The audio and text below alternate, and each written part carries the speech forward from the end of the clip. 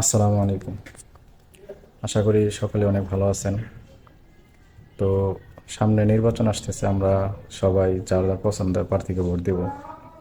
তবে আমরা ভোট দেওয়ার আগে একটা জিনিস অন্তত বিবেক দিয়ে চিন্তা করব, যাতে আমার এই ভোটের কারণে কোনো স্বৈরাচার বা জালিম সরকার গঠন করতে না পারে। কেন এই কথাটা বলতেছি, একটু পরে আপনারা ভিডিও দেখলে বুঝতে পারবেন। তো ভিডিওটা মনোযোগ দিয়ে দেখুন। করে নিঃশেষ করে দে সব জ্বালিয়ে পুড়িয়ে আজকে এক বিএনপি নেতা বলছে যে সে মহিলাদের ছায়া খুলে ফেলবে। আমি বলতে চাচ্ছি আমার বিএনপির নেতৃবৃন্দ ওই জামাতের মেয়েদের ছায়া খুলে দেওয়া বলে দিলাম।